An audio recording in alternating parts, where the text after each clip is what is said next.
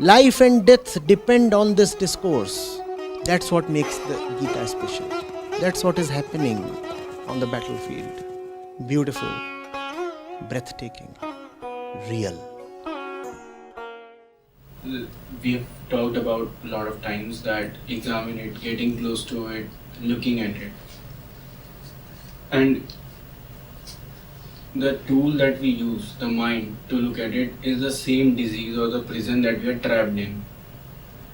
So, if I talk about my thing, is that whenever I try to look at a problem or do anything, there is the function of the mind that automatically gets into place, as in thought is applied to that problem, and that is what I've assumed till now has been the disease, that whatever I look at, I process my thought, I give it adjectives, I give it names, I give any kind of thing to it.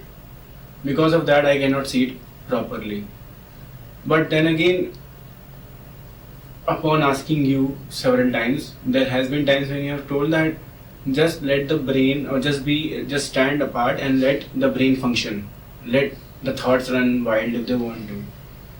I don't get that if I let my thoughts amok, or if is not an option, they are amok already.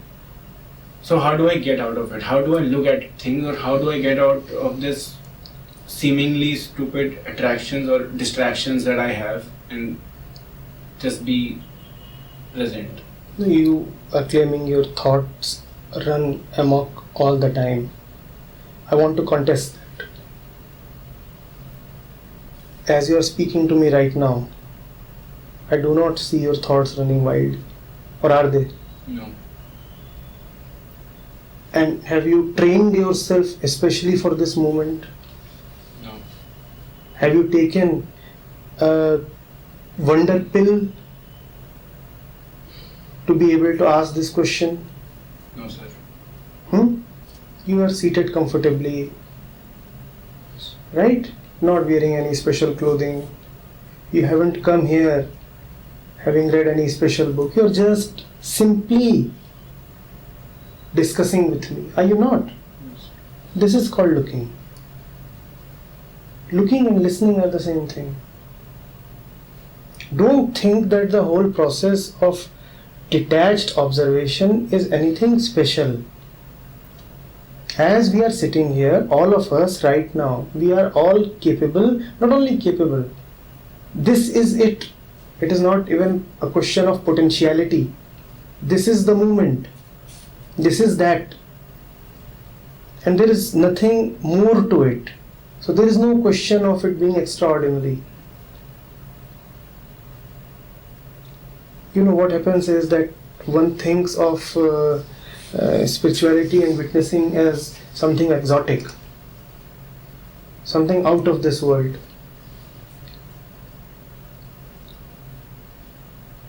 I'm speaking much in the same way as I usually do. I could have had this conversation elsewhere as well, in my cabin, on the terrace, in fact even on the road, even while driving. Have I not had these conversations? Yes. And those are movements and displays of quietude. There is nothing special about it.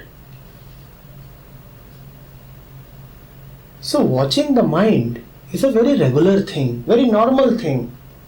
It is not an act at all. What you are in this moment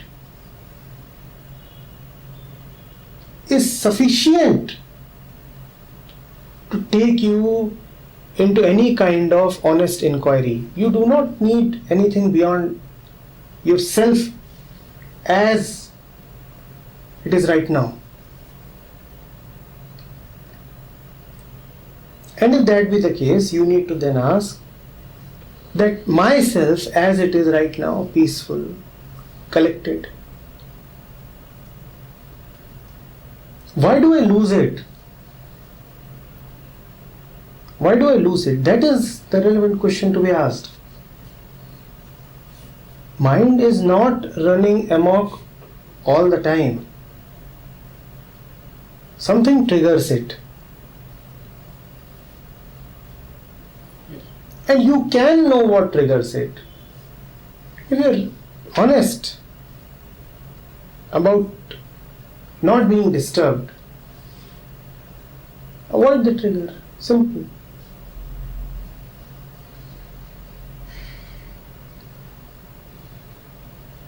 So we are listening to you, that's why the thoughts process is stopped. It's a very beautiful moment that nothing is going on in our mind. But while we are going in roads, suddenly whole thoughts again come back, and one by one they jump into the other. So as you are sitting here, you are listening to me, right? Yes, sir.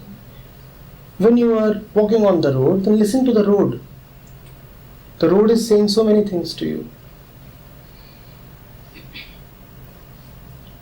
I have not really had the privilege of having one special teacher in my life. But I have listened, just as you are listening, I have listened. There is no other way to learn. I too have listened. When I walk, I listen to the road, I listen to the grass, I even listen to the potholes and the puddles of dirty water. Why do we need to label them as hindrances and distractions? Why can't they be teachers? Why do you want to create this distinction that the one sitting on this chair is a helpful teacher, whereas the rest of the world is a sinister hindrance?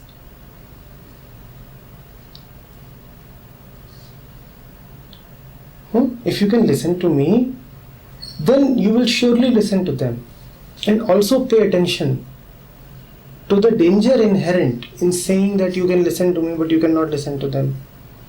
If you are saying that, then you are not listening to me but to an image of me. If I really listen, then my listening has to be independent of who is speaking. Then listening becomes my nature. But if I say that when Sir will speak, then I will listen. And when the motorbikes will speak, and when the horns will blare,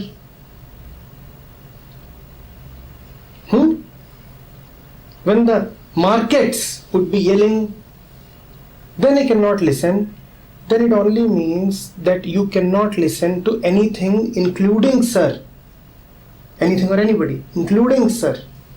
Because listening is universal. The one who can listen will listen to Sir and will listen to the markets. Are you getting it?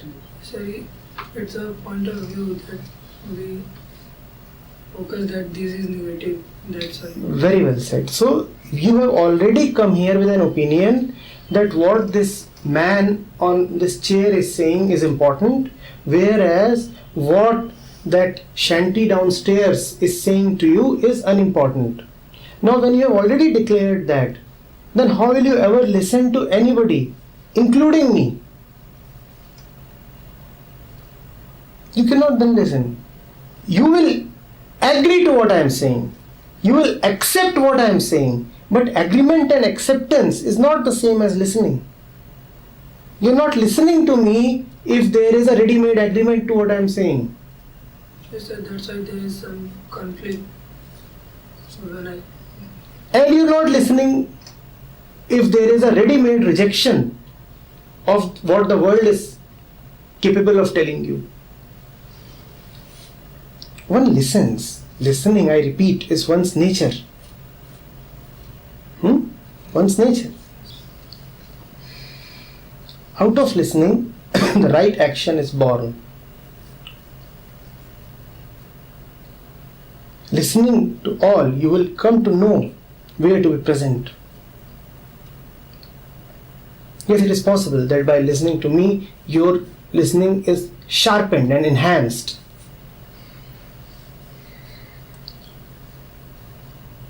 But that enhanced listening then would be at play, would display its power when you are in the middle of the world. You come here, it is possible that my company has a cleansing effect on your mind. It is possible. But that cleansing effect, that refined mind, then cannot be so easily corrupted by the world. If I have taught you to listen, then you will listen to the world.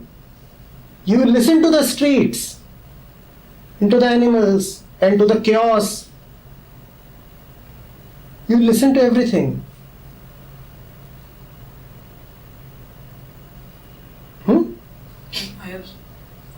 I have some concepts regarding that this will disturb me and this will not. Yes. That's why it's going on still. Yes. Sir, one thing I want to ask, sir, when my friends ask something, it seems that I am repeating your words.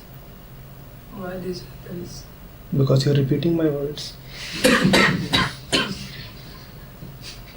At that time, that only comes in my mind. So you have not been listening, right? You have been memorizing. You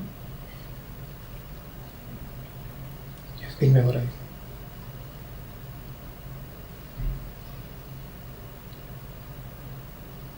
The best suited words are those. That's why I do that. No, you are capable of speaking by yourself in a way that is more suited to that occasion. Always use quotes as a backup, as a help, as a secondary way of expression. Yes. The most beautiful and primary way of expression is your own. Yes, to add some spice to what you are saying, you can occasionally quote me or somebody. But if your entire narrative is just full of quotes, then where are you in that narrative? No, sir, I haven't read many books or done anything. I only know you. No. So had you read other books, then you would have quoted from them? No, sir, I don't have examples. As you see, we listen a lot of examples when we are in. You are alive, Dhirendra. The road is an example. The household is an example. The television set is an example. The cat and the dog are an example. The rains are an example. And you have lived for a very long time. You know this world. Everything is an example. Your shirt is an example. The college is an example. The workplaces are an example. The man and the woman and their relationship and the kids are an example. Everything is an example. Why do you need to borrow examples from me? The color of your t-shirt is an example. The brand of your shoes is an example. Everything is an example. So, first of all, let it come from within you. I'm not prohibiting that you should not quote somebody, but that should always be secondary. You come first. Yes. You come first. Alright? Yes. There are certain my experiences also, but I quote some of yours. No, your own experiences, what you have learned from life, that will always be more valuable than what somebody else tells you. Alright? And that will also be the proof of my teaching. If you remain dependent on my words, that only proves that I am a poor teacher. Don't give me a bad name.